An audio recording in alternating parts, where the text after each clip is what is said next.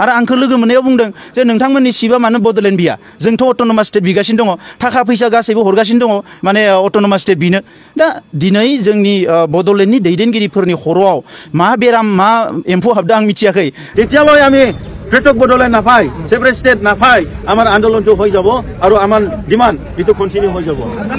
बै समनि आन्दोलना जाबाय डिवाइड आसाम 50-50 नो बड'लेण्ड नो रेस्ट बड'लेण्डखौ मोना होनबा मानो मोना 100% मोना 102% मोना मानो मोना बेखौथ' रायजोफोरनो बुं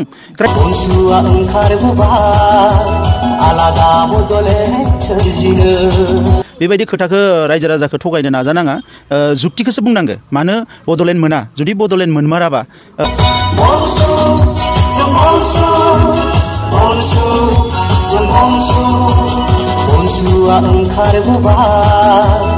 आलादा बड'लेण्ड सोरजिनो मनसुआ ओंखारबोबाय आलादा बड'लेण्ड सोरजिनो मनसु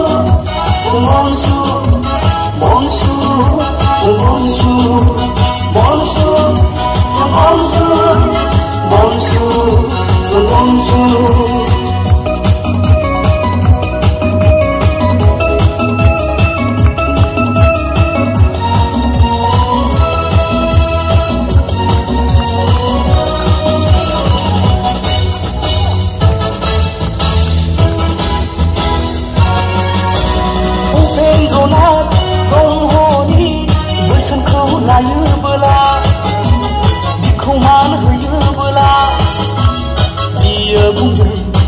Divide Assam 50-50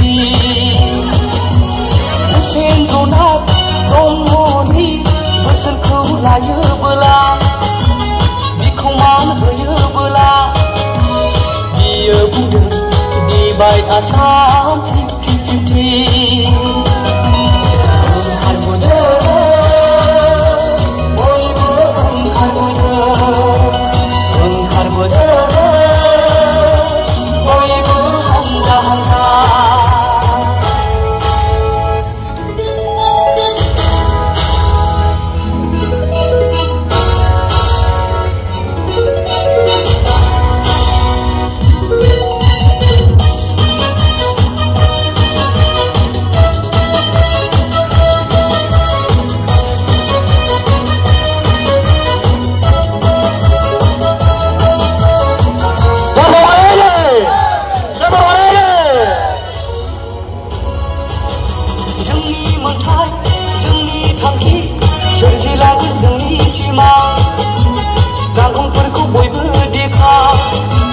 नाजानांगोन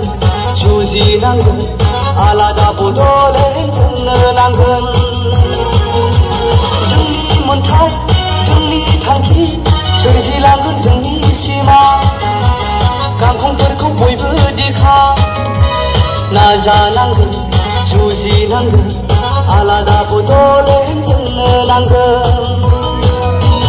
ओंखारबोदों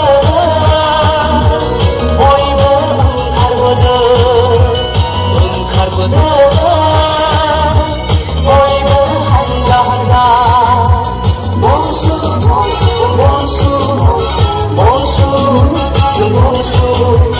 मनसु जों मनसु मनसु जों मनसु मनसुआ ओंखारबोबाय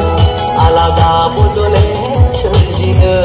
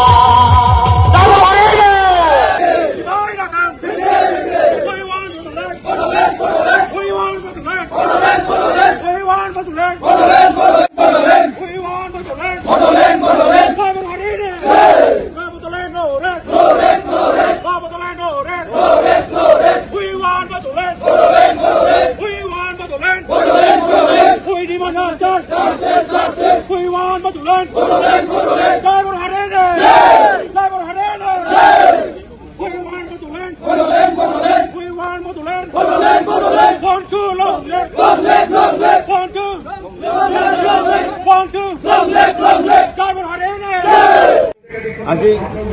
এই দিল্লীত উপস্থিত হ'ব পাৰিছে আৰু ইয়াত আমাৰ যিটো ডিমাণ্ড সেই ডিমাণ্ডটো আমি গভৰ্ণমেণ্ট অফ ইণ্ডিয়া আমাৰ president of India prime minister of India home minister of India যিটো মেমৰেণ্ডাম দিম আৰু ইয়াৰ মাজত আমাৰ গোটেই যুৱকবিলাক youths of Boro people and the youths of the Rabas, the Garos and the Tiwas, they came and supported for the cause of the demand of Bodoland separate state. Bodoland separate state of the demand for Sagoto Asida, the Boro Suktikan Kidney. আমাৰ যিটো সবচেয়ে ডাঙৰ demand হ'ল Bodoland separate state আৰু সেই ডিমাণ্ডত মানে এই ডিমাণ্ডত মানে ইম্পৰ্টেঞ্চ নিদি পেলাই আমাক স্মল সৰু কাউন্সিল দিছে সেই কাউন্সিলটো আমাৰ কোনোদিন মানে এইটো ড্ৰিমটো ফুলফিল হোৱা নাই ইয়াৰ কাৰণে আমাৰ যিটো ডিমাণ্ড এইটো লং ষ্টেণ্ডিং ডিমাণ্ডটো Bodoland separate state ইয়াৰ কোনো কাউন্সিলটো ইয়াৰ কোনো সৰু কাউন্সিলটো আমাৰ ডিমাণ্ডত ফুলফিল নকৰে ইয়াৰ কাৰণে আমি কিমান সৰু কিমান আমাক কাউন্সিল দিছে সেই কাউন্সিলটো কোনোদিন Bodolandত জীয়াই থকাৰ কাৰণে সেইটো কোনো ফুলফিল নকৰে ইয়াৰ কাৰণে আমাৰ যিটো long standing demand Bodoland separate state সেই ডিমাণ্ডটো আমি কণ্টিনিউ কৰিছে আৰু অহা দিনত আমি কণ্টিনিউ কৰি যাম মানে ইয়াৰটো আপোনালোকে Boro Suktiখন ডিনাই কৰিছে ডেফিনেটলি সেইটো আমাৰ গভৰ্ণমেণ্ট অফ ইণ্ডিয়া আৰু অসম গভৰ্ণমেণ্টত আমি ডিমাণ্ড কৰিছিল সেইটো সৰু কাউন্সিল নহয় আমাৰ ডিমাণ্ডটো হ'ল সেপাৰেট ষ্টেট Bodoland এতিয়ালৈ আমি পৃথক Bodoland নাপায় সেপাৰেট ষ্টেট নাপায় আমাৰ আন্দোলনটো হৈ যাব আৰু আমাৰ ডিমাণ্ড এইটো কণ্টিনিউ হৈ যাব बिथाङा बेखौ थगायदों माने हाग्रामा महिलारि बिथाङा बुंनायखौ टिभियावनो होदों अदालगुरियाव बुंनायखौ नुदों आरो गुबुन जायगायाव बुंदों ओमफ्राय दिल्लीयाव बुंनायखौ जोङो डाइरेक्ट नुदों जे Bodoland मोननायनि कुनु क्राइटेरिया गैया आगोलाव गसाइगावआव गोबां बोसोर सिगाङाव मोनसे जथुमा बिथांमोननि आफादनि जानायावबो बुंदों जे Bodolandर खपुन देखि लाब नाय गतिके बेखौ एसे खोमानानै लाब गैया बेबायदि खोथाखौ रायजो राजाखौ थगायनो नाजानाङा जुक्तिखौसो बुंनांगो मानो Bodoland मोना जुदि Bodoland मोनमाराबा बे जुक्तिखौ बुंनांगो आरो हाग्रामा महिलारिनि खोथाखौ मिडियाया बिखौ माने सुंद' खालामदों एडिटिं खालामदों होनना बुंनायाबो एकदम माने चाइल्डिस्ट एसे उन्दै गथ'नि बायदि बुंनाय जादों मानोना बे मिडियाया बे बर'नि मिडिया नङा बे हारसानि मिडिया आरो हारसानि मिडियाया हारसानि टिभिया मानो एडिटिं खालामनो हारसानि टिभियाथ' मोजांसो मोन्दों बुंनायखाय बेखौ डाइरेक्ट बुंगोन हारसाया मानोना Bodoland जानो लुबैया ओंखायनो हारसानि टिभिया बेबायदि निउस मोनोबा बेखौ दामबायानो थागोन दा दैमारि बिथाङा बेखौ थगायनाङा जिहेतु बिथाङा बड'फानि समावबो दङमोन होन्दों इउजि ब्रह्मनि समावबो आंबो मिथिगौ बिथाङा AGS मोन एबसुनि AGS हिसाबै गोबां रल लादोंमोन Bodoland मोननो थाखाय Bodolandखौ दाफुंनो थाखाय उनाव बिथाङा MLA हिसाबै थांनानै खामानि मावहैदों BTC एकर्डनि समाव दा बै खोथाफोरखौ जों बयबो मिथिजोबगो आरो बै समाव BTCखौ मोनगोन BTC खौ लानो होननानै आन्दोलन खालामाखैमोन बै समनि आन्दोलना जाबाय डिवाइड आसाम 50-50 नो Bodoland नो रेस्ट आरो बेखौनो दिनै गासैबो बुहुमाव थांनानै थानाय बर' फिसाफ्रा इभेन आं बुजियो BPFफ्राबो बिथांमोनखौ हाग्रामा महिलारि बिश्वजित दैमारिमोनखौ नागारनानै हयथ' बिश्वजित दैमारिनि गोरबोआव आं मा दोङो मिथिया जे बिथांमोनखौ नागारनानै साफ्रोमबो BPFनि बर' फिसाफ्राबो Bodolandखौ जे लुबैयो आं बेखौ बयबो मिथिगौ आंल' नङा बयबो मिथिगौ आरो बिथांमोननि गोबां मानसिफ्रानो जोंनो बुंहरो जे सोमावसारनायखौ थाद'नो मोना सोमावसारनाया कन्टिनिउ जानांगौ आरो बिनिख्रुइ डाबल जाबावनांगौ होननानैसो जोङो बुङो जोंखौ बिथांमोना बुङो दा बेनिखायनो बिथांमोना रायजो राजाखौ थगायदों आरो राजाखौ थगायनाङा जुदि Bodoland मोननायनि क्राइटेरिया गैयामोनबा 1987 आव क्राइटेरिया दङमोन नामा 1996 आव सेकेन्ड फेज मुभमेन्टखौ जेला स्टार्ट खालामबाय बिथांमोना बै समाव क्राइटेरिया दङमोन नामा आरो Bodolandखौ मोना होनबा मानो मोना 100% मोना 102% मोना मानो मोना बेखौथ' रायजोफोरनो बुं क्राइटेरिया गैया होननाया मोनसे जुक्ति होबाय दे क्राइटेरियाखौ बिथांमोना मा क्राइटेरियाखौ बुंनो नागिरदों मानोना भारतनि संबिधानाव मोनसे गोदान रायजो जानांगौबा बेवहाय क्राइटेरिया नांगौ होननाय जेबो गैया कुनु मोनसे रायजोआ क्राइटेरियाखौ लानानै जायाखै सोमावसारनाय खायसे रायजोआ जादों पलिटिकेल माखासे आन्डारस्टेन्डिंआव रायजोआ जादों तेलेंगाना रायजो जानायनि सिगाङाव के चन्द्रशेखर राव दानि जि चिफ मिनिस्टार बिथाङा 11 दिन आन्दोलन माने हांगार स्ट्राइक खालामदोंमोन आरो बे हांगार स्ट्राइकआव भारतनि होम मिनिस्टार चिदम्बरमआ थांनानै बुंहैदों जे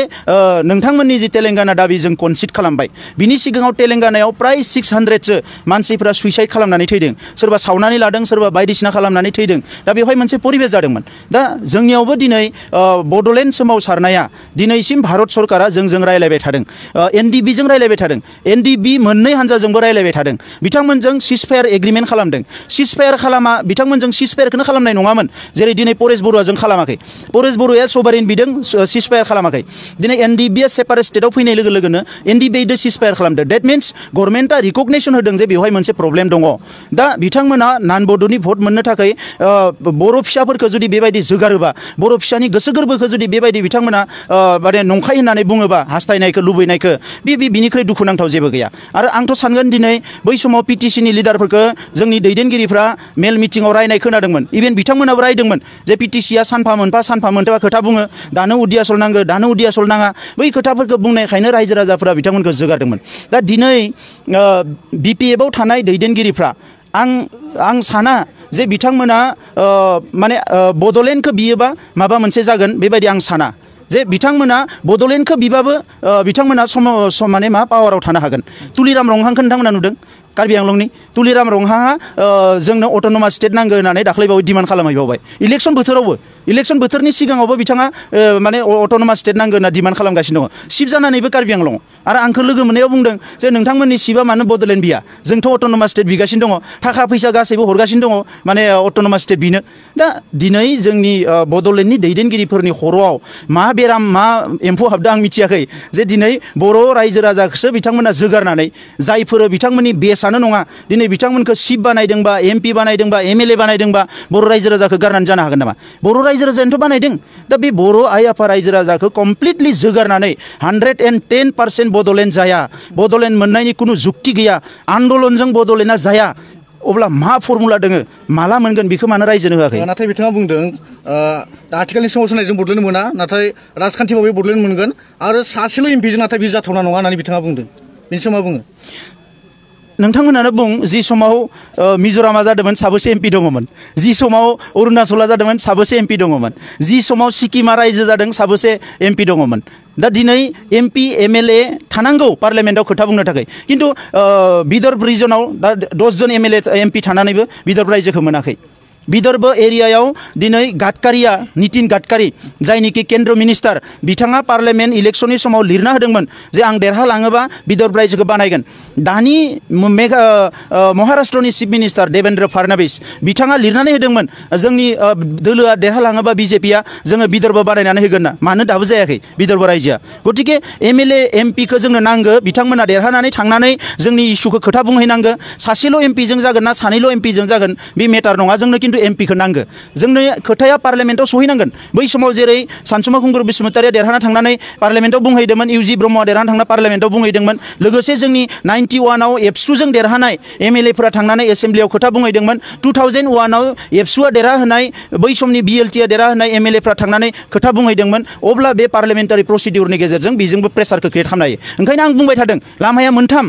बिथाङा बुंदों मोनसे लामाया मोनथाम एक नाम्बाराव मुभमेन्टखौ नांगोन मुभमेन्ट नङाबा जानाय नङा दिनै अल इन्डियायाव रायजो बिग्राफोरजों जोंल' टगा जाबाय थादों बर' ग्रुपजों एबसु एनडिबिजों मानोना जों सोमावसारदों आरो बिजेपि गभर्नमेन्टआ गोदान फैनायनि उनाव जोंजों खेबसे खेबनै सावरायखांनानै जेला बिपिएफआ बिजेपिजों हाबो बै समाव बिथांमोना स्टप खालामबाय जोंजों रायलायनायखौ मानोना बिपिएफआ लुबैया बड'लेण्डआ जाथों बेखौ बिपिएफआ लुबैया बिथांमोननिया जाबाय मा जों आन्दलन खालामनांगो बिखौ लानानै फैसा बिना लायगोन जे बिसोरखौ थान्दा खालामनांगौबा बेखौ बन्द' खालामनांगौबा फैसा हर बे फैसाखौ दिल्लीयाव बिहोयो ओंखायनो थाङै थुङै जोंनि सावरायनाया 2016आव स्टप जाबाय जोङो सोमावसारफिननानै 2017आव टगा जाफिनबाय 2008आव टगा जाफिनबाय आरो मोनफ्रोमबो टगाव हम मिनिस्टारा गावनो दङ जोङो बिथांजों स्पस्ट सोंदों स्पस्ट रायलायदों जे नोंथाङा बड'लेण्डखौ मा होनो बयबो बुङो जे नोंथांमोना बड'लेण्ड बिनायनि लेजिटिमेसि दङ नोंथांमोना बड'लेण्ड बिनायनि राइट दङ अधिकार दङ बिबाय था बिनांगोन जातिनि सार्थ नाथाय दिनै जोंहा गभर्नमेन्टआ पलिसि गैथ'वा बे खोथाखौसो बिथांमोना बुंदों पलिसि गैथ'वा जों बुंदों पलिसिखौ ला पलिसियाथ' थाखाया डिमनेटाइजेसननि पलिसि दङमोन ना पलिसि गैयामोन डिमनेटाइजेसननि डिजिटेल इन्डिया बानायनायनि पलिसि दङमोन नामा डिजिटेल इन्डिया बानायनायनि पलिसि गैयामोन गतिके नोंथांमोना जुदि जों बुंदों जे काश्मीरनि थाखाय दा नोंथांमोना घने घने रायलायनो हायोबा खनले नागाफोरनि थाखाय रायलायनो हायोबा जायफोरा सभारेन बिदों जों हादोरनि सिङावनो मोनसे रायजो बिदों जोंनि जेंनाखौ मानो सुस्रांनो हाया लास्टआव खनफ्रोमबो सावरायनायाव बिथांमोना जोंनि जुक्तिखौ मानिना लानो गोनां जायो बेखौ आंल' नङा साफ्रोमबो जोंनि दैदेनगिरिफोर सावरायनायाव जायफोर दङ बिथांमोना बयबो मिथिगो दा ओंखायनो दिनै बेवहाय माने सोमावसारनानै बड'लेण्ड मोना सासेल' एमपिजों बड'लेण्ड मोना बेखौ बिथाङा बबे जुक्तिनिफ्राय बुंदों एमपि गैयालासिनो स्टेट मोनलांदों आरो दिनै एमपि थानानै एमपिया खोथा बुङा बिसोर दुखुनांथाव दा दिनै बिथाङा सासे एमपि बिथाङा मानो खोथाखौ बुङाखै मानो बड'लेण्डआ जायाखै मानो एनडिबिजों सावरायनाया एक्सपेक्टेड जायाखै बे खोथाफोरखौथ' बिथाङा बुंनांगो रन्जन दैमारि बिथांजों मानो दिनै 13 मार्चनि फास्ट ट्रेक जाखो बे खोथाखौथ' बिथाङा बुङाखिसै गुबुन उग्रपन्थीफोरजों जायाखै गुबुन उग्रपन्थी लिडारफोरजों रिभलिउसनारि लिडारफोरजों फास्ट ट्रेक जायाखै रन्जन दैमारिनि बेलायाव मानो फास्ट ट्रेक जाखो बे खोथाखौथ' सोङाखिसै बिथांमोना दा दिनै बिथांमोना गावसोरखौसो राइट होननानै लाबाय थायो बेनो गोरोन्थि जादों दिनै एमपि हिसाबै बिथांमोनखौ खौरांगिरिफ्रा सोङो रायजो राजाफ्रा लेक्सार होनो लिङो बेखौनो बिथांमोना गोग्गानानै दिनै जानला मानला खोथाफोरखौथ' बुंबाय जानाय नङा बर'नि हिस्ट्रिया जाबाय रिभलिउसननि हिस्ट्रि रिभलिउसनजों लोगोसे पलिटिक्स फैदों पलिटिक्सजों लोगोसे डिसकासन आरो टकआबो फैदों ओंखायनो लामाया मोनथाम first revolution movement second politics MLA MP नांगोन थार्ड डिसकासन मोनथामबो पेरेलेलि थांनांगोन बेजोंसो सलुसना जागोन दा बिथांमोन बुंनाय बायदि जुदि जोङो आखाइ हेबना थाबाय थायोबा अब्लाथ' बड'लेण्डआ जाना फैनाय नङा 2014 मायथाइयाव जिकेपिएलआइनि जिथु कमिटि दादोंमोन बिटिसि गभर्नमेन्टआ बेखौ एबसुआ नेवसिगारदों होननानै बिथांमोना अजद खालामदों जों नेवसिगारदों मानो नेवसिगारदों मानोना 1992 मायथाइयाव भुपेन्द्र सिंह कमिटिया बिराद गिदिर पेज 200-300 पेजनि रिपर्ट होलांखाबाय आरो बेवहाय बै रिपर्टआवनो माखासे नेगेटिभ खोथाफ्रा दङ आरो जिकेपिएलआ फैबा मालाय बिनिख्रुइ मा गोदान रिपर्ट बरननो हानायथ' जेबो गैया आरो कमिटि मोनसेनि रिपर्टजों गभर्नमेन्टआ रायजो दायो नामा कमिटि मोनसेथ' दाया जिकेपिएलआ बड'लेण्डआ जासिगोन होननानै फोसावनो फैनायबा जों वेलकाम खालामगौमोन जों माला होगौमोन जोङो बिथांमोनजों हाजार मानसि लोगो जाफानानै वेलकाम खालामगौमोन जिकेपिएल खिन्थु बिनि सिगाङावबो जिकेपिएलजों आं खननै खनथाम रायलायदों जि समाव बिटिसिआव बिदा फंबायनि गावथारलायनाय जादों बुथारलायनाय जादों बै समाव जिकेपिएलजों आं खनले रायलायनो मोन्दों आरो बै समाव बिथांखौ सोंदों जे नैबे इस्युखौ सल्भ खालामनांगौ बोरै खालामनो बोरै खालामा बिथाङा बुंदों जे बिटिसिनि सायाव माबा मोनसे दिनै हारसाफ्रा नोंथांमोननो होगोन बेबायदि लामाखौ नुहुराखै गतिके दिनै बिथाङा बुंनाय बायदि जिकेपिएल कमिटिया फैबानो जे बड'लेण्डआ जागौमोन बड'लेण्डनि खामानि जागौमोन बेवहाय जेबो गैया कृष्ण कमिटि बानायदोंमोन तेलेंगानायाव आरो इन्डियायाव बेबायदि हाजार कमिटि गोग्लैनानै दङ पार्लियामेन्टनि स्टेन्डिं कमिटि गोग्लैनानै दङ गोबां कमिटिनि रिपर्टआ गोग्लैनानै दङ कुनु मोनसे कमिटिनि रिपर्टखौ लानानै गभर्नमेन्ट अफ इन्डियाया डिसिसन लानाय होनना बुङोबा आसि बिजौआव साननो हानाय जिर' नङा आसि बिजौआव साननो हानाय ओंखायनो पिल्लाइ कमिटिजोंसो बड'लेण्डआ जागोन होननाया 100% रं खोथा बिथांमोना जास्ट 2014आव पिल्लाइखौ लाफ्लानानै आर'नाइ होनानै रायजो राजाफोरखौ थगायनो नागिरदोंमन अब्ला जों बुंबाय जे मानो पिल्लाइ कमिटि डाइरेक्ट होम मिनिस्ट्रिया दायित्व लानांगौ होम सेक्रेटारिया दायित्व लानांगौ जइन्ट सेक्रेटारि होमा दायित्व लानांगौ आरो दिनै बिनिखायनो जों डाइरेक्ट होम मिनिस्ट्रिया रायलायनो गोनां जादों होम सेक्रेटारिया रायलायनो गोनां जादों होम मिनिस्टारा गावनो थानानै जों मिटिं खालामनो गोनां जादों मानोना जोङो मोननै मोनथाम लेयार खालामनानै कुनु लाब गैया दिनै इन्टारलकिउटर होदों इन्टारलकिउटरा रायलायनानै मा खालामनो गाबोन होम मिनिस्ट्रियावनो हैफिननांगोन गतिके जोंनो मानो स्पिड ब्रेकार नांगौ जों बुंदों डाइरेक्ट होम मिनिस्ट्रियानो रायलायनो हायोबा होम मिनिस्ट्रिजोंनो रायलाय दा नंखायनो बिथांमोना दिनै मा मावगोन मा मावा जाथिनि थाखायथ' गथा जेबो मावनो हायाखै दिनै कार्बि आंलंनि इस्युआ बिथांमोननि दायित्वमोन 2003आव एकर्डआव दंखायो क्लज नाम्बार 8 कार्बि आंलंनि रायजो राजाफोरखौ बिथांमोना बेसे बोसोर थगायबोखो नैबे पार्लियामेन्टआव जागोन बै पार्लियामेन्टआव जागोन केबिनेट पास जाखाबाय उमुक पास जाखाबाय अमा बायनानै जादो मैसो बायनानै जादो दिल्लीयाव बयबो फैदो रंजानो बायदिसिना खोथाखौ जों खोनाबाय थायो रायजो राजाफ्रा जोंनो खोन्थाहरबाय थायो दिनै कार्बि आंलंनि इस्युखौनो बिथांमोना बारहोनो हायाखिसै दा बेबो दुखुनांथाव जोङो ट्राइपार्टाइट टक खालामनायाव गभर्नमेन्टखौ जोङो नारसिनदों कार्बि आंलंनि इस्युखौ खुनु ट्राइबेल इस्युजों जाबफानो मोना बेखौ सेपारेटलि बेखौ पास खालामनांगोन उनाव बिथांमोना दिनै हाइजेक खालामना लानानै गाबोन मावगोन समफोर मावगोन दिनैसिम कार्बि आंलंनि इस्युखौ मावनो हायाखिसै दा पार्लियामेन्टारियान हिसाबै जिखिनि दायित्व दङ बे दायित्वखौ बिथाङा मावनो हायाखै आरो बिथांमोननि दोलोआ जिखिनि फिसा समस्या बै समस्याफोरखौबो समाधान खालामनो हायाखै दिनै लेखाया दासिमबो मोनाखै आं नुदों बिथाङा बबेबा WhatsApp ग्रुपफोराव लिरलाबायदों लेखाया मोनजोब्बाय जोङो हिसाब खालामनानै दाख्लैल'सो टेक्स्ट बुक प्रडाक्शननि चेयारमेनजों रायलायहैनाय जादों थाउजेन्डस अफ लेखा मोनाखै चिरां जिल्लायावनो 10,000 लेखा मोनाखै गोबां जिल्लायाव लेखा मोनै दङ दायो बे लेखाफोरखौ मानो मोनाखै स्कुल प्रभिन्सियेलाइज जायाखिसै मास्टार गावसोरो 15 बोसोर कंग्रेसजों थाबाय 12 बोसोर नै बिजेपिजों 2 बोसोर जाबाय सेपारेट डाइरेक्टरेटखौ होनो होननानै तरुण गगैखौ बेसेबांबा बुंहोबाय थाङै थुङै सेपारेट डाइरेक्टरेटआ फैनानै बिजेपि गभर्नमेन्टनि दिनाव सेलसो जाफैबाय सेलाव सासे आइजोखौ अफिसार होना दोनदों जेबो फैसा थाखा गैया जेबो गैया खामानि मावनो हाया बर' बिजोंनि अबस्थाया सारा आसाम नाङै गाज्रि अबस्था जाबाय दा नैफोर खामानिखौ मावनो हायाखै फरेस्ट डुवेलार्स एक्ट सनितपुराव थानाय हानि बिटिसि ओनसोलाव थानाय फरेस्ट ओनसोलाव थानाय बर' आइ आफा रायजो राजा गुबुन ट्राइबेलफोरनो हानि मोन्थाइखौ बिना होनांगौमोन दुखुनांथाव दिनै आब' प्रमिलाखौ बिथांमोना एमपि दैखांहरदों एमपि दैखांनायाथ' जेबो नङा जों मिथिगौ आब' प्रमिलाया जेनोबा जेनथोंसै एमपि जानानै देरहाना थाङोबा थांथोंसै उनाव बिथांनि सिदा खालि जायोबा आमखानि बाजैखौ होगोन थुमखानि माने मेदामखौ होगोन होननाय खोथाफ्रा सोलिलायगासिनो दङ दा आब' प्रमिलाखौ नारखांनानै बाहेर खालामनोसो नागिरदों बिथांमोना जेरै रेसपेक्ट होनानै बुंदों खोथाखौ जुदि रेसपेक्ट होयोबा आब' प्रमिलानो मन्त्रिनिख्रुइ बांसिन रेसपेक्ट जेरावबो गैया सासे आसामनि केबिनेट मन्त्रिनिख्रुइ सासे एमपि आरो रेसपेक्टफुल जानो हाया गतिके दिनै बिथांमोना मा खालामखो WPT मन्त्रिया बर'नि आखायावनो बेसेबा गोबाव थाबाय सनितपुरनि हाखौ मावना होनो हादिया नगावनि हानि माने फरेस्टनि ओनसोलनि खामानिखौ मावना होनो हादिया ट्राइबेल बेल एन्ड ब्लक दलगाव ट्राइबेल एन्ड ब्लक गोबां ट्राइबेल बेल एन्ड ब्लकआव दिनै मालाया बे दखल खालामबाय बिगासेबो हाबो सेफिननो हायाखिसै मा मावदों दिनै जोंनि सोलोंथाइनि समस्याखौथ' मावनो हाखायाखै रांखान्थि जौगानायनि जेबो खामानि मावनो हायाखै BTC आव हाग्रामा महिलारिया गावनो दाख्लै गावसिनि काउन्सिल ओंखारनानै बुंबाय एबार आमी हाइकर्ट दिम मानो हाइकर्ट होनांगो WPT आनो नडेल एजेन्सि BTC खौ इमप्लिमेन्ट खालामनायनि मानो आब' प्रमिलाया मोनसेबो एकखौ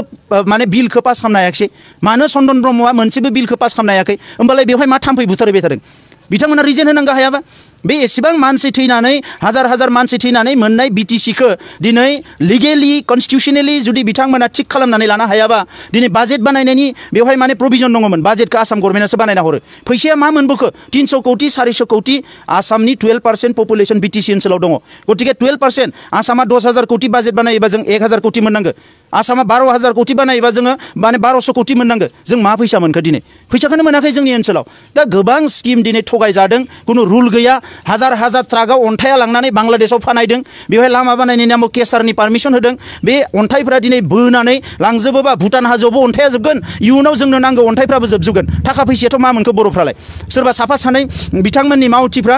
ओरैनो माने हुना हरनानै 100-200 मोनजानायनि बादै मा मोनजादों हयथ' सोरबा EM-GM फ्रा गरफा गरनै मोनदों खोमा खिन्थु रायजो हिसाबैथ' जेबो लाब गैया आसनिखौ मा बुंनो साख्रि बाख्रिथ' होनो हाखायाखिसै टेट मास्टारफोरनोबो साख्रि होनो हाखायाखिसै बबे खामानिखौ बुंनानै फोजोबनोनो हाया ओंखायनो गावजों गावनि डिबेटखौ जों खालामनो लुबैया दा बिथांमोनखौबो बेखौनो खावलायो जों मानो नांलायनायाव एसेबां गोसो होयो पार्लामेन्टआव नांलायोथां एसेम्ब्लियाव नांलायोथां पार्लामेन्टआव मा फिथा सोना थायो नामा एसेम्ब्लियाव माबा फिथा सोना थायो नामा खुगायाव बेवहाय नांलायोथां बिनानै लाबोबाव आरो गरनै जोंबो माला होगोन ना बिबार माला नङा होमबा जोंथ' समायखिरा लायाखैना आइ आफानि खर' हमनानै बिश्वजित दैमारिया मोजां मावबा जोङो बेखौ बराया हाग्रामाया मोजां मावबा बेखौ बराया होननानै जोंथ' आइ आफानि खर' हमनानै समायखिरा लायाखैना आब' प्रमिलाया मोजां मावबा जों बराया दा बिथांमोननिया गिदिं टारगेटआ एबसु टारगेटआ आमखा आमखि टारगेटआ बे जोंलाय बिथांमोननि मा खहा खालामदों बिथांमोननि थोरसिनि ओंखामखौनो सेना जादों ना बिथांमोननि राजा लामायाव लामा गारि सालायनायखौनो हमथादों ना बिथांमोननि जौ सेरेब एन्जयमेन्ट एन्टारटेनमेन्ट न' लुनायखौनो बादा होदों जोंथ' जेरावबो होबथायाखै माव नोंथांमोननि खिन्थु 15 बोसोर बर' आइ आफा रायजो राजाया नुबाय माने दिनै NDPनि चेयारमेना फाउन्डार चेयारमेना दिनै थैजासे जेल जोबनो गोनां जाबाय बिजों लोगोसे 9 जना NDPनि सावरायनाया दावखोआखिसै माखासे सेंग्राफ्रा डिजिनेटेड केमाव दङ गोबां 60-80 जन सेंग्राफ्रा NIA नि केसाव हाबनानै दङ माखासे हाग्रायाव दङ बड'लेण्ड जेंनाखौ सुस्रांनांगौआ बर' हारिनि थाखाय सबसे गिलिर बिबान दायो बै सेंग्राफ्राबो सोरबा बिमानि सोरबा फिसानि बिफानि आगोमा फिसा जों बायदिनो नों बायदिनो आरो बियो गाव गोसो जानानै थाङाखै बर'फोरनि जांख्रिथाय सोमावसारनाय हादोर मोननांगौ रायजो मोननांगौ गावनि मोन्थाइखौ मोननांगौ होननानै आन्दलन जानाया 30-40 बोसोर सिगांनि खोथा आरो बिखौनो होसोनानै जोंनि गोरिब गुन्द्रानि गथ'फ्रा सोरबा मेट्रिक पास जानानै सोरबा मेट्रिक फेल जानानै हायार सेकेन्डारि पास जानानै हायार सेकेन्डारि फेल जानानै BA पास जानानै BA फेल जानानै हारिनिनो मावनोसै होननानै सोरबा राजा लामायाव फैदों सोरबा अस्त्र लानानै हाग्रायाव थांदों दा बिथांमोनखौ दिनै उद्धार खालामनांगौ बासायनांगौ बर'नि जेंनाखौ सुस्रांनांगौ बै खामानिफोरखौ मावनांगौ सोरनि बिबान जोङो जोबथि मोनसे सोंथि उन्दै जिथु रायजोफोरखौ लानानै गासैनि रायजोफोरनाव डिबेट आजाम 50-50 होनना दङ नाथाय मिरु सरकार थामख'नायारि सावरायनाय आदब खायदाया जायाखै होननानै अजद खालामदों BTC गभर्नमेन्टआ बड'लेण्डनि सायाव थामख'नायारि सावरायनाया जायाखै होननानै अजद दैखांदों थामख'नायारि सावरायनाया बोरै जायो बिखौ बिथांमोना जोंनो लिरनानै फोरमायनांगौ आरो जोंजों रायलायनांगौ लिंनानै जों थांगोन दिनै लिंहरो गाबोन लिंहरो दा हराव लिंहरो समफोर फुङाव लिंहरो एनि टाइम जों थांगोन क'क्राझाराव रायलायो बाक्सायाव रायलायो उदालगुरियाव रायलायो आसामाव रायलायो फरेनाव रायलायो जों थांगोन आरो जोंनो फोरमाय थामख'नायारि सावरायनाया ओरैसो जायो गोसोम गस्ला गानना थांनांगौ ना गुफुर गस्ला गानना थांनांगौ थामख'नायारि सावरायनायाव जौ लोंना थांनांगौ ना अमा बेदर जाना थांनांगौ जोंनो बुजाय लेखा लाना थांनांगौ ना कलम लाना थांनांगौ थामख'नायाव थांनानै थांग्रोमोना जोलायहैनांगौ ना गोबालायहैनांगौ जोंनो फोरमाय नङा होमबा बिथांमोनाथ' बिराद एक्सपार्ट थामख'नायारि सावरायनायाव जोंनो बुजाय दायो जोङो जोंनि दैदेनगिरिफोरनिफ्राय जोंनि आसामनि इन्डियानि डेम'क्रेसिनिफ्राय जोंनि परिबेसनिफ्राय जोंनि थासारिनिफ्राय जेरैबायदि रायलायोबा जेरैबायदि डिबेट खालामोबा जेरैबायदि नांलायोबा जोंनि इस्युखौ जोङो बिख'नानै लाबोनो हागोन जोंनि बुजिनाय बे खामानिखौनो जों मावदों जोङो पलिटिकेलि लबिखौ जि लेभेलाव खालामनांगौ बेखौनो खालामबाय थादों जोङो बिउर'क्रेटिक लबिखौ जेरै खालामनांगौ बेखौनो खालामबाय थादों आरो दिनै बिथांमोना बुंनाय बायदि जोंनो लायनो लाल साहा लोंहोनांगौ बिस्कुटजों होनानै हाग्रामा महिलारिसो खोन्थाहरोनो दा बेनो जुदि राइटबा एसेबां पावारफुलबा भारतनि हम मिनिस्ट्रिखौ प्राइम मिनिस्टारखौ साहा लोंहोनांगौखौबो बुंनो हानाय जाबायबा हाग्रामा महिलारिया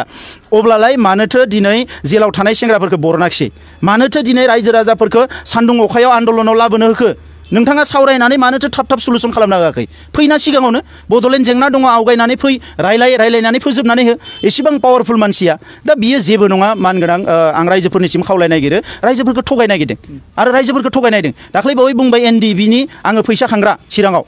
सिगाङाव बुंदोंमोन माने माबाफोर मोनोबा बेखौ होनोसो नांगोन ना बेंटलाव दा रायजोफोर एनडिबिखौ आं रेसपेक्ट खालामो एनडिबिया बर' हारिनि थाखाय रेभुलुसन खालामदों एनडिबिजों नंगौ एबसुनि दैदेनगिरिफोरा सोरबा आखायाव थैनो गोनां जादों एनडिबिनियावबो थैनो गोनां जादों सोरनियावबो थैनो गोनां जादों बर'नि जारिमिना गोसोम जारिमिन खास्रि बिस्रि गावजों गाव बुथारलायनाय जारिमिन आरो सोर खैजोना बुथारखो बेखौ टेबोलाव लेखा लाना जिरायोबा हयथ' बयनियावबो ब्लेमा फैगोन नों साबेसे बुथारखो आं साबेसे बुथारखो बैयो साबेसे बुथारखो दा बेफोरखौ दिनै बावलांजोबनानै जोङो बिदा फंबाय जिखिनि थांनानै दङ एनडिबिआनो जा एबसुआनो जा बिएलटिआनो जा इउपिपिएलआनो जा बिपिएफआनो जा दिनै बयबो लोगो नांनानै खौसे जानानै जोंनि जेंनाखौ सुस्रांनायनि थाखाय आवगायलांनायासो जोंनि खामानिमोन दा बिथाङा जेरैबायदि बुंदों बिथाङा लायनो सोमावसारनायनि समाव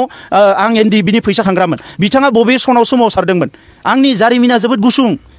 आङो तामुलपुरनि सौरागुरिनि जोबोद जौ फाग्ला सासे बिफानि न'खराव जोनोम जानाय सासे सेंग्रा उन्दै समनिफ्रायनो हालेवदों आङो हाजिरा मावदों आङो खैला जावदों आङो गासैबो खामानिखौ लेखा फरायदों नाथाय बेजों सेर बड'लेण्ड आन्दलनखौ सानसेबो गाराखै आंनि हिस्ट्रिया बे बिथाङा आंखौ माला फैसा खांनाय नुखो आंबोथ' खोनादों बिथाङा मोनसे समाव सोरबा लिडारनि गारि सालायोमोननो आं बेखौ बुंगोन नामा गारि ड्राइभार होननानै दिनै नरेन्द्र मदिखौ सायावाला होनना बुंदों नरेन्द्र मदिया गावखौ सुखिदार होननानै बुंदों बेजों मा डिबेट ओंखारदों बेफोरजों मा बुंनो नागिरदों दिनै मानसि खावनाय माबा खावनाय आंबो बुंजोबनांगोन माथो सोरखौबा गावथारदोंमोन सोरखौबा बोस्लिंदोंमोन सोरखौबा दाय गैयैयाव बुथारहैदों बेफोरखौ हिसाब खालामलायबाय थायोबा मा ओंखारनो आंनिया जैथा ओंखारगोन नोंनिया हयथ' 100टा बारा ओंखारगोन मानो नोङो मोनसे हाथियार लाग्रा संगठननि लिडारमोन आरो हाथियार लाग्रा संगठना मा मावो बेखौ बुंना फोजोबनो हानाय नङा आं कुनु दिन हाथियार लाग्रानि नङा आं कुनु दिन हाथियार लाग्रानि नङा आरो आंनि डायरियाव मानसि बुथारनाय मानसिखौ हिंसा खालामनाय मानसिखौ मुगैनाय बे गोरिबनो बे ओंखाम मोनजा रोङैनो बे खानानो बे मेगन नुयैनो बेखौ मुगैनांगौ बेखौ जोगारनांगौ होननाया आंनि डायरियाव गैया मानोना आं ओरैबायदि गोरिब गुन्द्रानिफ्राय फैनाय खमसे खम 5 बोसोर आंनि ओंखाम संग्रा उन्दुग्रा न'आ प्लास्टिकनिसोमोन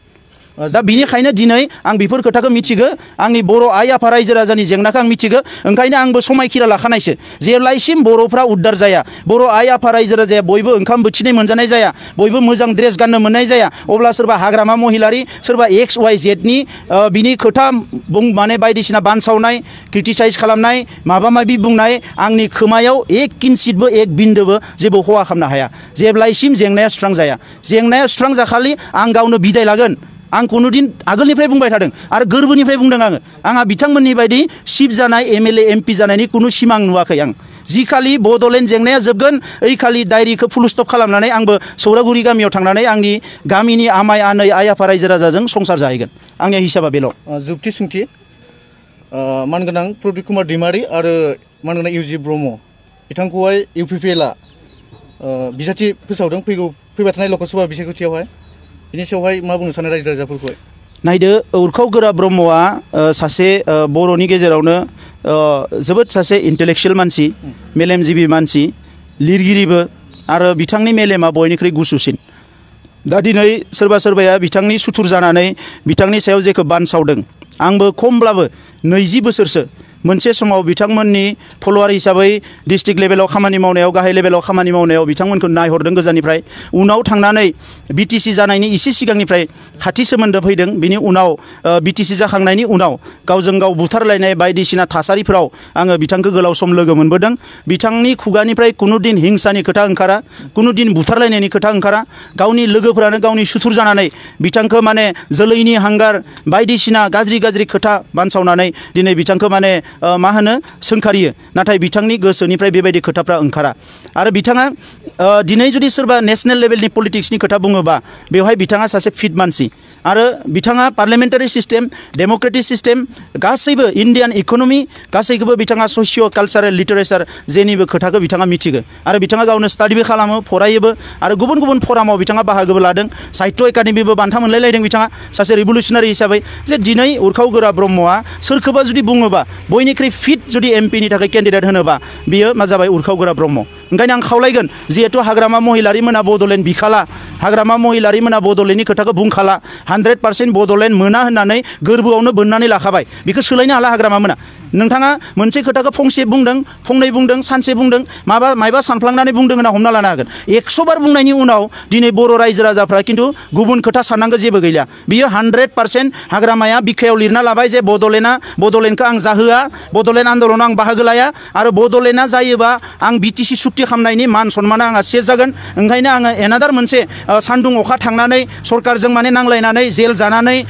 पुलिस मिलिटारिजों नांलायनानै आं बेबायदि खामानि मावनो गोसो गैला ओंखायनो गैयाथाय गैया बड'लेण्डखौनो जानो होला जेरैखि जाया बड'लेण्डनि नेगेटिभ केम्पिंआव बियो थांबाय थाखासिगोन ओंखायनो रायजो राजाफ्रा मोनसेबो भटखौ आद्रि खालामालासिनो क'क्राझार समस्तियावथ' 100% उरखाव गोरानो होनांगौ उरखाव गोरा ब्रह्मनो होनानै देरहाहोनांगौ आरो बड'लेण्ड आन्दलननि जों जेरैबायदि खस्थ' खालामदों रेल लामा राजा लामा बेवहाय 30% बिबानखौ खिन्थु उरखाव गोरा ब्रह्मआ लाहैगोन आंहा बेयाव बिश्वास दङ मानो दिनै 20 बोसोरनि एक्सपिरियेन्सआव आंहा बिश्वास दङ उरखाव गोरा ब्रह्मनि सायाव जे बिथाङाबो नङाबा सोरबा आमखा XYZ बायदि ओरैबायदि पार्टियाव थांनानै थोरैबायदि पार्टियाव थांनानै बिथाङाबो MP जाहैनो हासिगौमोन MLA जाहैनो हासिगौमोन फैसा खामायनो हासिगौमोन बिथांमोननि बायदिनो क'क्राझाराव माने गोजौ गोजौ न' लुनो हासिगौमोन गिदिर गारि बायनो हासिगौमोन आंनि मेगन सिगाङावनो बिथांनो गोबां नेशनेल पार्टिफ्रा अफार होदों जोंनि जानानै केन्डिडेट जा जों फैसा थाखा होगोन खेबसे नङा खेबनै खेबथाम होदों जोंनि जानानै केन्डिडेट जा जोंनि पार्टियाव हाब राज्य सभायाव होगोन जोङो गोबां खोथा बिथाङा आंनि सिगाङाव बुंदों खिन्थु बिथाङा न' जेरैबायदि बड'लेण्ड समस्याखौ लाना बर' रायजो राजाया लुबैदों आं बेखौ फोथाय खेबस' खालामनो हाया जेब्लायसिम बड'लेण्डनि जेंनाया जोबा बर' जेंनाया जोबा आरो बर' जेंना जोबनायनि उनावबो इभेन आं रावबो पार्टिजों थांनो गोसो गैया नांगौबा राजनितिखौनो गारगोन आरो देग्लायबो बिथाङा MP जानो गोसो गैयामोन बिथाङा खनले बुंदोंमोन NDBनि दैदेनगिरिफोरखौ जोंखौ बयखौबो बुंदोंमोन जे गुबुन केन्डिडेट नागिरदो जों बुंदों जे गोदान केन्डिडेट सासे हरनानै दिल्लीनि दरखंखौ संनायावनो दिल्लीनि लामाखौ संनायावनो दिल्लीनि पार्लियामेन्टखौ संनायावनो दिल्लीनि लिडारफोरनि गोसोखौ संनायावनो 3 बोसोर थांगोन जोंहा एसेबां सम गैला NDBनि सिजफायारा 12 बोसोर जाखाबाय ओंखायनो नोंथाङा देरहाना थांनांगौ आरो अखानायैनिफ्रायनो इन्डियानि पार्लियामेन्टआव थांना खामानि मावहैनांगौ खोथा बुंनांगौ लबि खालामनांगौ जेराव जि टीम बानायनांगौ अल इन्डियायाव टीम बानायहैनांगौ नोंथाङा खेबसेनि थाखाय गसंबावदो जोङो थैथां जुजिगोन जोंहा थाखा फैसा गैयाबाबो आरो रायजो राजायाबो थियारि जाखाबाय BPMनिबो माखासे मानसिया अलरेडि गाहाय लेभेलाव थियारि जाखाबाय खालि बिथांमोना बुंगासिनो दङ जे जोंनो लास्ट मुहूर्तआव फैसा रानफैगोन सेल्फ हेल्प ग्रुपनो फैसा रानगोन बेदर बायनानै होगोन बेफोरखौल' एसे नोजोर होदो होननानै जोंखौ बुंगासिनो दङ दा नंखायनो बयबो रेडि जाजोब्बाय नोंथाङा गेलेनांगौ जेरैखि जाया देरहानांगौ आरो रायजोनि खामानि मावनांगौ आरो दिनै हिरा सरनिया मोननि खोथाखौथ' खोनाबाय मैया जे बिसोरो ज' जाफिननो नागिरबाय ज' जाफिननानै बड'लेण्ड बर'खौ फेजेननो नागिरदों अब्ला बर'आबो ज' जानांगौ आब' प्रमिलाया मन्थ्रियैनो थाथों आब' प्रमिलाया मन्थ्रियैनो थाथों आरोबाव मन्थ्रि जाबावथों मन्थ्रि जायै बिथाङा खामानि मावथों उनाव थांनानै बिथांनो जों मा सन्मान होनांगौ दाबो जों गोरबोजों सिबिखायो उनावबो सिबिबावगोन सिबिनाय आरो MP बानायनानै खामानि मावनाय मोननै डिफारेन्स दङ दा नंखायनो बिथांखौ रोङा बिथांखौ हाया होननानै आं बुंनो नागिराखै जों बयबो श्रद्धा होयो सासे बर' रिभलिउसनारि आइजो जोंनि बयनिबो सासे आइकन बे हिसाबै जों रेसपेक्ट खालामो नाथाय MP हिसाबै नङा MPखौ जोंनो खामानि मावनो हानाय मानसि नांगौ ओंखायनो अलरेडि जोंहा रेडिमेड दंखायो बे मानसिखौनो जोङो दैथायहरनांगौ बेखौ जों लुबैयो आरो मंगलदै समस्तियाव जोङो खेबथाम BJPनो होबाय BPFआ कंग्रेसजों दङमोन बै समाव जों BJPनो होदो आरो BJPआ जोंनो खोथा होबाय थादोंमोन देरहाना थाङोबा जोङो बड'लेण्डनि समस्या समाधान खालामगोन थांनाय खेबसेयावबो बुंदों ओंखायनो जोङो देग्लाय बिथांमोना खोथा लाखियैखाय जोङो बेवहाय प्रदीप दैमारिखौ जोङो केन्डिडेट होदों प्रदीप दैमारिया मोनसे समाव एबसुनि दैदेनगिरि हिसाबै खामानि मावबोदों बड'लेण्ड आन्दलनखौ दैदेनबोदों गोबां सम खामानि मावबोदों दा नंखायनो मंगलदै समस्तियाव जोंहा जिखिनि 2-2.5 लाख बर' भट दङ बे बर' भटखौ खौसे होनांगौ आरो गुबुन हारिफ्रा दा जोंखौ बुंदों जिहेतु आनसलिकता बाद होननाय आसामाव जेबो गैला ओंखायनो जोङो नोंथांमोनजोंसो ओंखारसिगोन होननानै हारसा बांगाल गोबाङानो बुंगासिनो दङ ओंखायनो प्रदीप दैमारिखौबो माने जेरैखि जाया प्रदीप दैमारिनि जाना खामानि मावनांगौ आं रायजो राजाखौ खावलायदों आरो गोबाङानो बुंगोन बिथांखौ उथायगोन माबागोन जों बेबायदि जेबो रायलायाखै मानोना जोंहा बे ओनसोलखौ लानानै जोंहा गोबां खामानि मावनांगौ दं आरो बेजों लोगोसे सनितपुर जिल्लायावबो जोङो बिजाथि जों दैखांनो नागिरदों मानो जोंनि बड'लेण्डनि सिमाया सानजाहा बारायलांनांगोन आरो सानजाहा बारायलांनांगौबा जोंहा जोंनि बिजाथि नांगोन जोंनि जानानै खोथा बुंग्रा मानसि नांगोन आरो दिनै नङाबा बै पार्टिफोरखौ बै ओनसोलाव राजनिति खालामग्राफोरखौ गंलाय होनांगोन जे नोंथांमोना जाहाथे गाबोन समफोर देरहाना थाङोबा बड'लेण्डखौ होबथानो मोना बे सनितपुर जिल्ला बिश्वनाथ जिल्ला बे सानजानि गामिफोरखौ बड'लेण्डआव हाबनायाव होबथानो मोना बे खोथाफोरखौ दिनै बिपिएफआबो रायलायनांगौमोन बिपिएफआबो रायलायनांगौमोन जोङो बिथांमोनजों जेरैबायदि जों रायलायो बिथांमोनाबो रायलायनांगौमोन थाङै थुङै मैया दाख्लै राजनाथ सिंखौ लोगो हमनायखौ बिथाङा बुंहैदों जे आथिं हमहैबाय होननानै दा दिनैसिम आङो नुदों नुनानै मिनिनोबो ओंखारदों दुखुबो नांदों दुखु नांनाया मा बोरै जोंनि माने सासे नायल' जायल' रायजो सभानि एमपि रायजो सभाखौनो इण्डियायाव सबसे हाइस्ट फराम होननानै बुङो इन्टेलेक्सुवेलफोरनि फराम बेवहाय एमपि जाहैलायनाय गोलाव समनि बड'लेण्डनि दैदेनगिरि सोमावसारग्रा बिश्वजित दैमारि दाया बोरैबायदि बेबायदि बुंनो हाखो होननानै आं गावखौनो नुनानै एसे दुखुबो मोनदों मिनिनोबो ओंखारदों दा जों जुदि आथिङाव हमहैबायबा बे 50 बोसोराव जेसेबां बर' लिडारफ्रा रायलायहैदों बियो मा आथिङाव हमनाय ना रिक्वेस्ट खालामहैनाय ना फाफ्लियाव फाफ्लि माने दांनानै खामानि मावनाय बिथांमोना बुंदों जे जों आथिङाव हमाखै जों फाफ्लियाव हमनानै लोगो जादों फाफ्लियाव हमनानै लोगो जादोंबालाय मानोथो मोनसेबो खामानिखौ मावना लाबोनो हायाखिसै बिखौथ' आसरित खोथा दा दिनै बिथाङा बुंदों जे अलरेडि सरकारा बायबाय सरकारा पलिटिकेल टार्मा जोब्बाय सरकारनि खिन्थु दिनै अफिसखौ बिथांमोनानो नायगासिनो दङ आरो खामानिया सोलिगासिनो दङ खामानिया सोलियाबा देशानो बन्द जागोन माथो दा दिनै खामानिया जिहेतु सोलिगासिनो दङ बेराफारसेथिं बड'लेण्ड इस्युखौ लाना जोंहा सावरायनायाबो सोलिगासिनो दङ आरो लास्ट जोङो थांनाय 4 तारिखआव जेला हम मिनिस्टारखौ लोगो मोन्दोंमोन बिथाङा बुंदोंमोन जे 13 तारिखआव पार्लियामेन्टआ जोबगोन 14 तारिखनि उनाव नोंथांमोनजों मोजां ट्राइपार्टाइट टक खालामगोन थांनाय 5 बोसोराव मावनो हायै खोथाफोरखौ रायलायगोन आरो जोङो दायो मा जोबथारनाय समाव मा खालामलांनो हायो मा बुंलांनो हायो खुला खुलि रायलायगोन नोंथांमोना माने धैर्य हम आरो जोंजों लोगो हमफैनांगोन 13 तारिखै पार्लियामेन्ट जोबनाय लोगो लोगोनो पार्लियामेन्ट इलेक्सन डिक्लेयार होनायनि सिगाङावनो नोंथांमोनजों रायलायगोन बे खोथाखौ बिथाङा होनानै दोनदोंमोन नाथाय दुखुनांथाव 14 तारिखआव 13 तारिखआव पार्लियामेन्टआ जोब्बाय 14 तारिखआव थांनानै मा जाहैबाय पुलवामा हामला जाबाय बिनि उनाव एटाक जाबाय माबा जाबाय दिनै परिबेसानो गैया उनाव थाङै थुङै अफिसारबो बुंबाय एसे नेनांसिगोन दुखुनांथाव जाबाय मा जाबाय जोंबो खोथा बुंनो लामा मोनाखिसै जोंबो दुखु मोनबाय बेयो मोनसे नेशनेल क्राइसिस मा होननानै गावनि खोथाखौल' बुंहैबाय थानो ओंखायनो नेबाय थाबाय नेयै दाख्लै बिथांमोना एपइन्टमेन्ट होबाय रायलायनो लिंहरबाय जों थांबाय आरो बेवहाय थांनायाव सासे बिजेपिनि दैदेनगिरि सासे दङमोन बेवहाय दा बिथांमोनजों रायलायनानै जोङो जोंनि खोथाखौ बुंबाय जों रिटेनबो होबाय जों गासैबो खोथाखौ बुंनानै फैबाय जे टकआ कन्टिनिउ जानांगौ बन्द जानो मोना आरो नेक्स्ट सरकाराव फैयोबा नोंथांमोनानो जुदि फैयोबा जे जि जायगानिफ्राय स्टप जादों बे जायगानिफ्राय आवगायना लांनांगोन आरो दानो इन्टारल'कुटारखौ नोंथाङा इन्सट्राक्सन होखा हम मिनिस्ट्रिखौ दानो जिखिनि केपासिटि दङ बेजों नोंथाङा मिनिमाम केपासिटि बा इन्सट्राक्सन होलां जे टकआ जाहाथे कुनु दिन इलेक्सन प्रसेसआव बन्द जानो मोना मानोना रिजाल्ट होनायसिम मा होनायसिम 4 माससो 3 माससो थांसिगोन आरो गोदान सरकार जानानै 3 माससो थांबावगोन गतिके 6 मास 7 मास बेयो कमप्लिटलि बन्द जानानै थागोन जों बेखौसो बुंदों जे जिहेतु सलुसनखौ खालामनो थाखाय आइबिनि मानसिफोर हम मिनिस्ट्रिनि मानसिफोर बिउरोक्रेटफोरजोंनो रायलायखानो गोनां जायोब्ला अब्ला माखासे जोंनि इस्युसफोर नैखौ मानिनो हायो नैखौ मानिनो हाया नैबे जाथावा बेखौ टकआ कन्टिनिउ जाबासो मोनसे सलुसनाव सहैनो हागोन बे खोथाखौ जों रायलायहैदों बेथ' एसे खोमानांगौ जेबो खोथा गैया बेफोर मा आथिङाव हमहैनाय जाखो आरो आथिङाव हमनो थाखाय मा सानसेल' 365 दिनाव बड'लेण्ड जायोबा आं 365 दिन आथिं हमनो थाखाय राजि दाख्लै मोनद' हारिनि एसटि होनो नागिरनाय दिनै बिथांमोना जेरैखि जाया एसटि होनांगौ बर' हारिया मा जागोन मानगोनां रायजोफोर इस्युआ मोननै बड'लेण्ड आरो एसटि 6 एसटिखौ बिथांमोना दिनै होनो थाखाय बाब्राबगासिनो दङ बिथांमोना बेसेबांबा गरम एसटि होनांगौ एसटि होबा जोंनि हारिया मा थागोन बेखौ जोङो साननांगोन बै समावबो थांनानै जों हम मिनिस्टारखौ माने रिक्वेस्ट खालामहैदों गुलाम नबी आजाद माने रायजो सभानि अपोजिसन लिडारखौ जोङो खुलुमहैदों जोङो रिक्वेस्ट खालामहैदों जे जेरैखि जाया बेखौ होबथानांगौ गोबां कंग्रेसनि एमपिफोर बिजेपिनि एमपिफोर गुबुन एमपिफोर तृणमूल कंग्रेसनि एमपिफोर ओजों सिपिएमनि एमपिफोर बिथांमोनखौ लोगो हमनानै बोराइफोरखौ खुलुमदों सेंग्राफोरखौ रिक्वेस्ट खालामदों जोङो जे जेरैखि जाया मोनद' हारिनो एसटि होनाया बिला फैयोबा नोंथांमोना हमथानांगौ बिथांमोना जोंनो खोथा होदों जोङो केबखौबो फैनो होला नैबेखौबो फैनो होला दा जेरैखि जाया फैनो होआ होननानै जोङो बे खामानिखौ मावहैदों दा हारिनि थाखाय आथिं हमनो हायाबालाय मा हारिनि खामानि मावनाय जाखो हारिनि थाखाय 100 टाइम्स आथिं हमनो थाखाय रेडि बेवहाय आंहा खुनु लाजिनाय गैया आरो बेवहाय खुनु हारिखौ अपमान खालामनो थाङाखै आङो हारिखौ अपमान खालामनो थाङाखै दा दिनै सोरखौबा दादा दिदा नाङा फाङा खुलुमबाय थानायासो जातिनि सार्थआव सोरखौबा आथिं हमनो गोनां जायोबा मा लस जानो बेलाय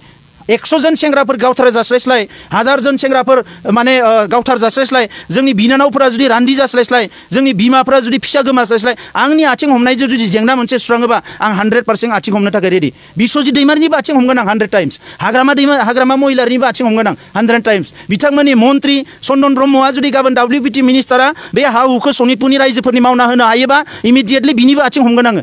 सोलोंथाइनि जेंनाखौ फोजोबना होनो हायोबा बिथांमोननि मन्त्रिफोरनि आथिं हमगोन आङो सोर सोलोंथाइनि इएम दङ बिनि आथिं हमगोन BTC ओनसोलाव बर' मिडियामनि मास्टारफोरखौ होजोबथो स्कुल कलेजखौ प्रभिन्सियेलाइज खालामजोबथो गासैनिबो साख्रिफोरखौ थिक खालामदों बिथांमोननि आथिं हमनो थाखाय आं 100 टाइम्स रेडि मानोना आथिं हमनानै दिनै आङो मोनसे खामानि आदाय खालामोबा मानसिनि जिउ जोबनायनिख्रुइ गोबां मोजां होननानै आं सानो आरो बेजों आंहा इज्जता लस जाया इज्जत होननाय जिनिसा सोरनिबा आथिं हमनायाव लस जाया बेवहाय अननाय आरो रेसपेक्टआ बारियोसो